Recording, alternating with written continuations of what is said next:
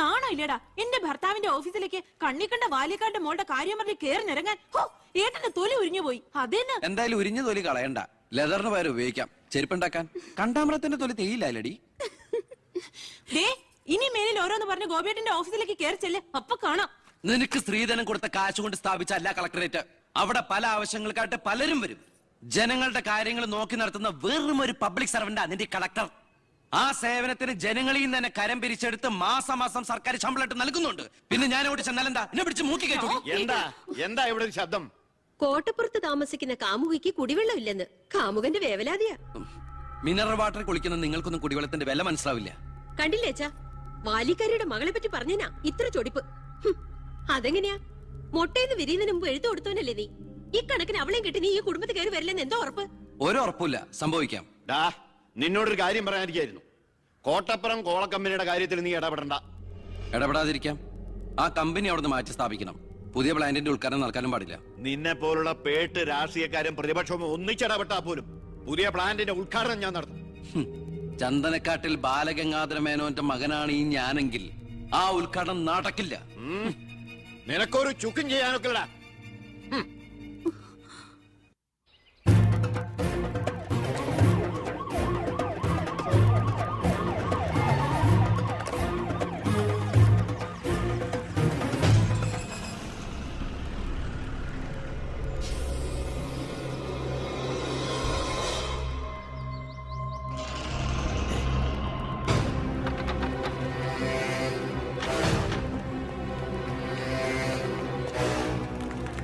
ഉദ്ഘാടനം തടയാനാണ് ഉദ്ദേശമെങ്കിൽ ഇവർക്ക് മുന്നിൽ വെച്ച് ബലം പ്രയോഗിക്കേണ്ടി വരും.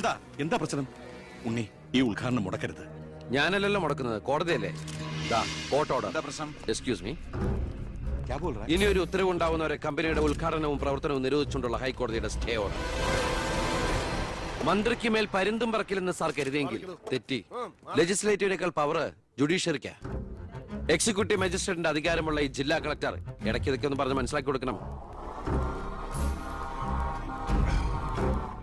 പിന്നെ കുറച്ചു പേർക്ക് തൊഴിൽ കൊടുക്കുന്ന ഏത് സംരംഭങ്ങൾക്കും ഞങ്ങൾ എതിരല്ല. പക്ഷെ അതിവിടുത്തെ മണ്ണും ജലവും എന്തിനെ ശ്വസിക്കുന്ന വായു പോലും മലിനപ്പെടുത്തിക്കൊണ്ട് ഒരു ബഹുരാഷ്ട്ര കുത്തയ്ക്കും തീരെഴുതി കൊടുക്കാൻ ഞങ്ങൾ അനുവദിക്കില്ല. കുടിവെള്ളം ജനങ്ങളുടെ അവകാശമാണ്, അത് പെപ്കോ കോളയുടെ ഔദാര്യമല്ല.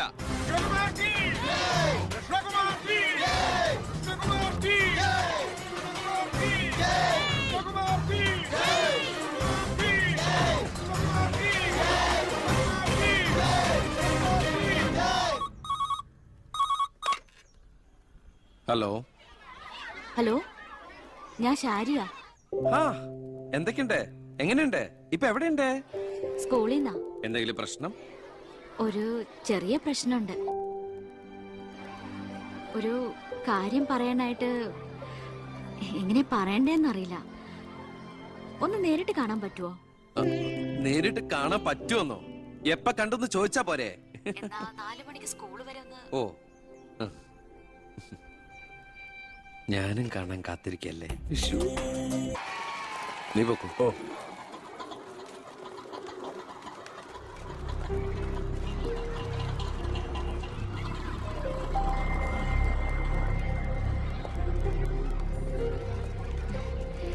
ഞാൻ ഇങ്ങോട്ട് വിളിച്ചത് ബുദ്ധിമുട്ടായോ? ശാരി എന്നെ ഏത് പാതാളത്തിലേക്ക് വിളിച്ചാലും എനിക്ക് വരാൻ ഒരു ബുദ്ധിമുട്ടില്ല. അല്ല, ഇതിനൊക്കെ ബുദ്ധിമുട്ടില്ലേ പിന്നെ എന്തിനാ ബുദ്ധിമുട്ട്? എന്താ പറയാനൊരു ബുദ്ധിമുട്ട്? അത് എങ്ങനെ തുടങ്ങണ്ടേന്ന് എനിക്ക് എങ്ങനെ വേണമെങ്കിലും തുടങ്ങിക്കോളൂ. അല്ല, ഒരാള് മറ്റൊരാളെ സ്നേഹിക്കാന്ന് പറയണത് തെറ്റാന്ന് എനിക്ക് തോന്നിയിട്ടില്ല. അതിപ്പോ തെറ്റാന്ന് ആരാ പറഞ്ഞെന്ന്? അപ്പൊ തെറ്റല്ലല്ലോ. ഈ ഇഷ്ടം പ്രേമം എന്നൊക്കെ പറയണത് പവിത്രമാണ്, പരിപാവനമാണ്. അതിന് പ്രായവും പരിമിതികളൊന്നും ഒരു പ്രശ്നമല്ല. സ്നേഹമാണ് അഖിലസാരമൂഴിയിൽ എന്ന് കുമാരനാശൻ പറഞ്ഞിട്ടില്ലേ? മനസ്സുകൾ തമ്മിലുള്ള ഐക്യം, പൊരുത്തം, പിന്നെ പരസ്പരം മനസ്സിലാക്കാനുള്ള പക്വത, അത് മതി പരിശുദ്ധമായ പ്രണയത്തിന്. എനിക്കും അത്രയൊക്കെ തോന്നിയിട്ടുള്ളൂ. പക്ഷേ പാവപ്പെട്ടവരും പണക്കാരും തമ്മിലുള്ള അന്തരം എന്നൊക്കെ പറഞ്ഞ എന്താ അന്തരം? പോവാൻ പറയണം. ഇങ്ങനെ ഒരു ബന്ധത്തിന് എതിർപ്പുകൾ ഉണ്ടാവും, സ്വാഭാവികം, നമുക്കത് മനസ്സിലാവും. പക്ഷെ ആ എതിർപ്പുകളുടെ കോട്ടമതിലുകൾ തച്ചുടച്ചൊന്നാകണം. എപ്പോഴായാലും ചേരേണ്ടവർ തമ്മിലേ ചേർക്കണം, എന്നാലേ മറ്റുള്ളവരുടെ പ്രാർത്ഥന ഉണ്ടാവും. പിന്നെ നമ്മള് കല്യാണമൊക്കെ കഴിച്ച് 3-4 കുട്ടികളാവുമ്പോ ഈ എതിർപ്പുകളൊക്കെ കാറ്റിൽ പറത്തിവിട്ട പട്ടങ്ങളൊക്കെ പറഞ്ഞെങ്ങനെ അങ്ങോട്ട് പൊക്കോളും. നമ്മുടെ കല്യാണോ? ഞാൻ ഉദ്ദേശിച്ചത് അതല്ല. പിന്നെന്താ ഉദ്ദേശിച്ചത്? പ്രസാദ്,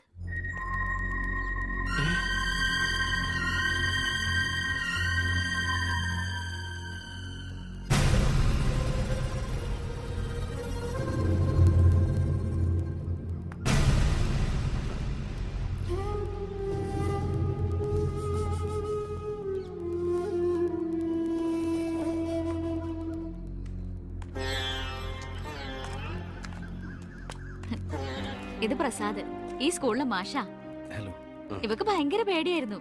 ഏട്ടന്റെ നല്ല മനസ്സാണ്, പറഞ്ഞാ മനസ്സിലാവുന്നൊക്കെ ഞാനാ പറഞ്ഞത്. ഇപ്പൊ സന്തോഷായില്ലേ? മീനൂട്ടി, എന്താ ഇത്? എന്നാലും നീ സുഹൃത്തുക്കളായിരുന്നു, പിന്നീട് അടുത്തുപോയി.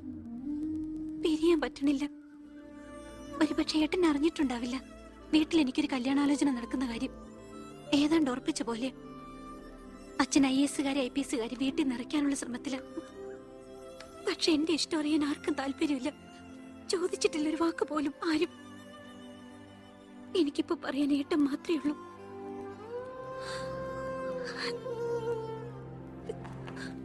തെറ്റായിട്ട് പറയുകയല്ല.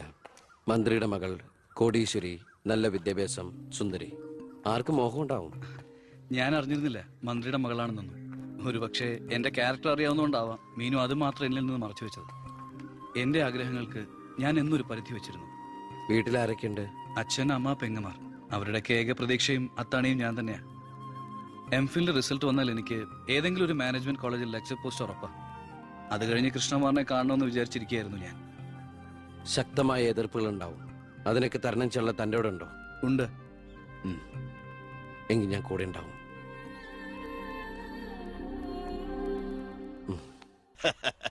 ആ, ദേ വരുന്ന എന്റെ ഒരേ ഒരു സൽപുത്രൻ.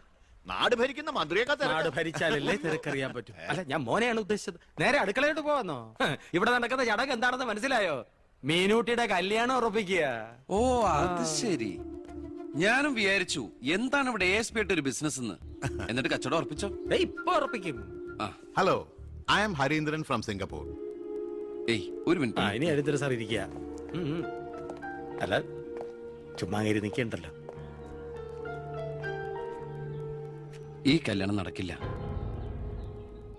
അവൾക്ക് വേറെ ചെറുപ്പക്കാരൻ ഇഷ്ട. പയ്യൻ കോട്ടപ്പുറ സ്കൂളിലെ മാഷ, പേര് പ്രസാദ്. അവൾക്ക് ഈ കല്യാണത്തിന് ഇഷ്ടമല്ലാത്ത നിലയ്ക്ക് ഇതിന്ന് പിന്തിരിയല്ലേ ബുദ്ധി. അതല്ലേ നല്ലത്. പെണ്ണിന്റെ ഫ്ലാഷ് ബാക്ക് എനിക്കൊരു പ്രശ്നമല്ല. അല്ല, ഇതിൽ ഇടപെടാൻ താനാരാ? ഞാൻ അവളുടെ ഓരോ ആങ്ങള. എനിക്ക് പെണ്ണിന്റെ അച്ഛനുമായിട്ട് ഡീല്. ഇവിടുത്തെ മന്ത്രിക്ക് ഒരു IPS കാരനെ ആവശ്യം. എനിക്കൊരു മന്ത്രി, ഒരു ഗീവ് ആൻഡ് ടേക്ക് പോളിസി. ഓ, അത് ശരി. അങ്ങനെ ഒരു ബന്ധമാണ് അച്ഛനും നിങ്ങളും ആഗ്രഹിക്കുന്നെങ്കിൽ നിങ്ങൾക്ക് തമ്മിലാണ് കല്യാണം കഴിച്ചൂടെ? ഒരു ഗിവ് ആൻഡ് ടേക്ക്.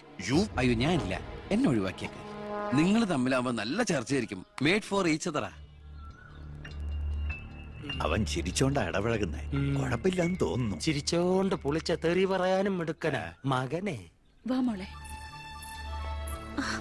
നമ്മൾ എന്തായാലും ഈ കല്യാണം നടത്താൻ പോണില്ല. പിന്നെ എന്തിനാ വേഷം കെട്ടില്ലേ? മോളാത്തേക്ക് അച്ഛന്റെ വെറും നേരം പോക്കളല്ലേ ഇതൊക്കെ. ചുമ്മാരിയമ്മേ. ആ, അപ്പൊ ഇറങ്ങല്ലേ? അവിടെ ASP മോൻ പോവാൻ ധൃതി കാണിക്കണു. ചെല്ല്. നീ ഞങ്ങളെ അവമാനിക്കാൻ മനഃപൂർവ്വം കച്ചകെട്ടി ഇറങ്ങിയിരിക്കണോ? അങ്ങനെയാണെങ്കിൽ അങ്ങനെ. അച്ഛനെന്താ IAS IPS ഒക്കെ കാണുമ്പോ ഇത്ര ആക്രാന്തം?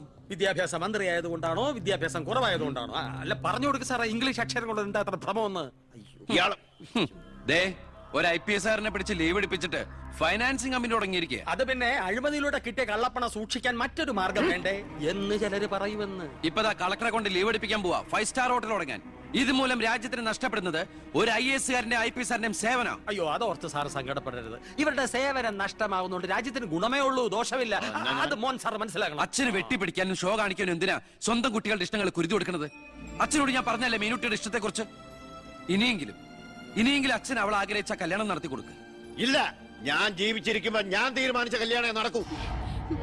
എന്തിനാ അച്ഛൻ എത്ര വാശി? ഞാനും അച്ഛന്റെ മോൻ തന്നെയാ. അതേ വാശി തന്നെ ഞാൻ പറയാ. ഞാൻ ജീവിച്ചിരിപ്പുണ്ടെങ്കിൽ അവൾ ആഗ്രഹിച്ച കല്യാണം നടക്കൂ. കാണാം. ഇതൊന്നും ഞാനത്ര വലിയ കാര്യമാക്കുന്നില്ല സർ. എന്റെ തീരുമാനങ്ങൾക്ക് മാറ്റമില്ല. പക്ഷെ പ്രശ്നം അതല്ല. പെണ്ണിന്റെ സ്നേഹബന്ധത്തിന് സ്ട്രോങ് ആയി സപ്പോർട്ട് ചെയ്യുന്ന ഒരാള് കുടുംബത്തിൽ തന്നെ ഉള്ളപ്പോ അവനെ വീട്ടിൽ നിന്ന് അടിച്ച് പുറത്താക്കി പടിയടച്ച് വിടണം വെച്ചാൽ പത്രക്കാർ വേറെ കഥകൾ ഉണ്ടാക്കും. ഇത് കൊല്ലാനും വയ്യ വളർത്താനും വയ്യ എന്ന് പറഞ്ഞ അവസ്ഥയിലപ്പോ അച്ഛൻ ടെൻഷൻ അടിച്ച് വെറുതെ BP കൂട്ടല്ലേ. സർ, എനിക്കൊരു കോൺഫിഡൻസ് ഉണ്ട്. ഞാൻ ഇറങ്ങുന്നു. സർ, ഒരു മിനിറ്റ്. ഇനി എന്താ ചെയ്യേണ്ടതെന്ന് ഞാൻ പറയാതെ സാറിന് അറിയാലോ. അച്ഛന്റെ മൊബൈൽ ഒന്ന് തന്നെ.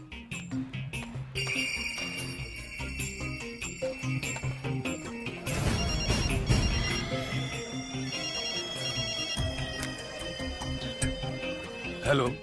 ആ പൗത്രന് പേര് പ്രസാദ്, കോട്ടപ്പുറം UP സ്കൂളിലെ കണക്ക് വാദ്യാൻ. ആ രാഷ്ട്രീയ വൈരാഗ്യം. ആ പിന്നെ വിവരങ്ങൾ അപ്പപ്പോ എന്നെ അറിയിക്കണം. ആ നീ ഇപ്പൊ എന്ത് ചെയ്യാൻ പോവാ? അച്ഛൻ ആരുടെ മുമ്പിലും തല കുനിക്കുന്നത് കാണാൻ എനിക്ക് വയ്യ. നമ്മുടെ മീനുവിന്റെ കല്യാണം മാന്യമായി നടത്തണ്ടേ അച്ഛൻ?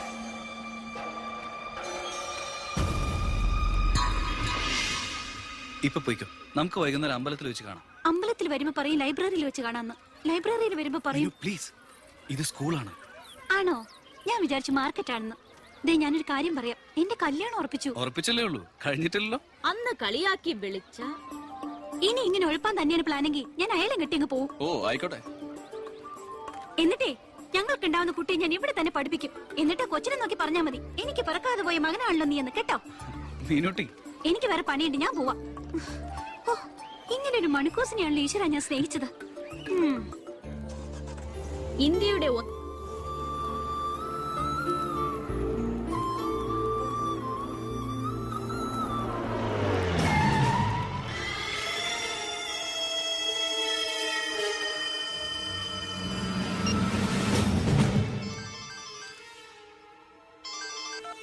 ഹലോ. ആ ഉണ്ട്, കൊടുക്കാം. പവിത്ര എന്തോ? നിനക്കാ. ഹലോ പവിത്ര സാറല്ലേ? ഞങ്ങൾ സ്കൂളിലെത്തി. ആ ഇനി ഈ നമ്പറിലേക്ക് വിളിക്കണ്ട. ആ ശരി ശരി, ഓക്കെ. +9 = 25. ഇനി എല്ലാവരും ഇത് എഴുതിയെടുത്തോളൂ.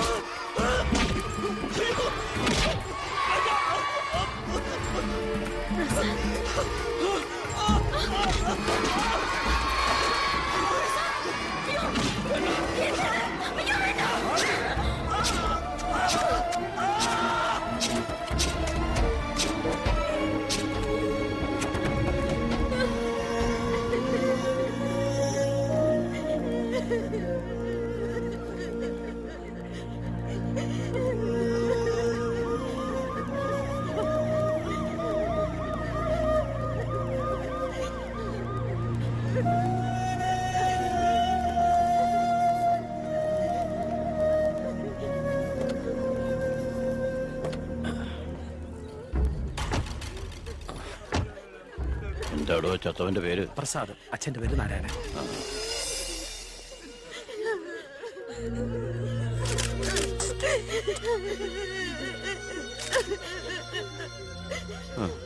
പ്രസാദിന്റെ അച്ഛൻ ഞാനാണ് കേട്ടാ. പ്രസാദ് എപ്പോഴും പറയുമായിരുന്നു അച്ഛനെ കുറിച്ച്. വിഷമിക്കരുത്.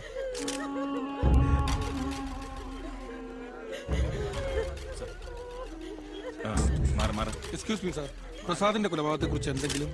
പ്രസാദിന്റെ മരണം കേട്ടപ്പോൾ ഞാൻ ഞെട്ടിപ്പോയി. പാർട്ടിക്ക് നഷ്ടപ്പെട്ടത് ചൂട് മുശിരുള്ള ഒരു സജീവ പ്രവർത്തകൻ. പാർട്ടിയുടെ സജീവ പ്രവർത്തകൻ ചുളുവിൽ ഒരു രക്തസാക്ഷി ഉണ്ടാക്കിയെടുക്കുക. ആ പാവത്തിന് രാഷ്ട്രീയം എന്താണെന്ന് അറിയുമല്ല. എന്താ സാർ, കൊലപാതകയെ കുറിച്ച് വല്ല തുമ്പും കിട്ടിയോ? പട്ടാ പകൽ എല്ലാവരും മുമ്പിലിട്ട് എന്നിട്ടും പ്രതിയെ പിടിക്കാൻ പോലീസിന് കഴിഞ്ഞില്ലെന്ന് വെച്ചാൽ നാണക്കേടാണ് സാർ. താൻ എന്തിനാ എന്റെ അടുക്ക ചൂടാവുന്നേ? അധികാരമുള്ളവർ പറയുന്നത് അനുസരിക്കാൻ എനിക്ക് കഴിയൂ. അധികാരമുണ്ടോ എനിക്ക്? എങ്കിൽ താൻ പറയുന്നത് അക്ഷരം പ്രതി അനുസരിക്കാൻ ഞാൻ. കൊലപാതകയെ പറ്റി വ്യക്തമായ സൂചന എനിക്ക് ലഭിച്ചിട്ടുണ്ട്. എങ്കിൽ പിന്നെ സാറിനെ അവരെ അറസ്റ്റ് ചെയ്തൂടെ?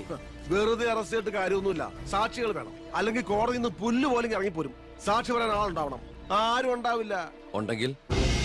ഉണ്ടെങ്കിലോ അധികാരികളുടെ ഒക്കെ ഉത്തരവിന് മേലെ നിന്നുകൊണ്ട് ഞാൻ പ്രതിയെ കസ്റ്റഡിയിലെടുക്കാം. ശിക്ഷ വാങ്ങിക്കൊടുക്കാം.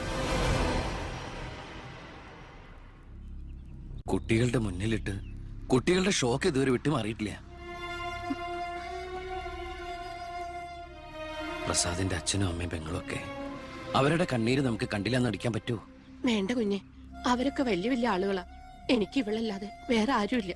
കൊള്ളാവുന്ന ഒരുത്തരെ ഇവളെ കൈപിടിച്ചു കൊടുത്ത് മനസമാധാനത്തോടെ മരിക്കണം എന്നാ എന്റെ ആഗ്രഹം. ശരി, പ്രസാദിന്റെ കൊലപാതകത്തിൽ നിന്ന് നമുക്ക് അങ്ങനെ ഒഴിഞ്ഞു മാറാൻ പറ്റൂ? ഒരു തരത്തിലും നമുക്കില്ലേ പങ്ക്? താൻ ഒരാൾ വിചാരിച്ചാല് കൊലപാതകയെ കോടതിയുടെ മുമ്പിൽ കൊണ്ടുവരാൻ പറ്റും, വ്യക്തമായ സാക്ഷിമൊഴികളോടെ. എന്നെ വിശ്വാസമില്ല ശരിക്ക്. ഞാൻ വരാം.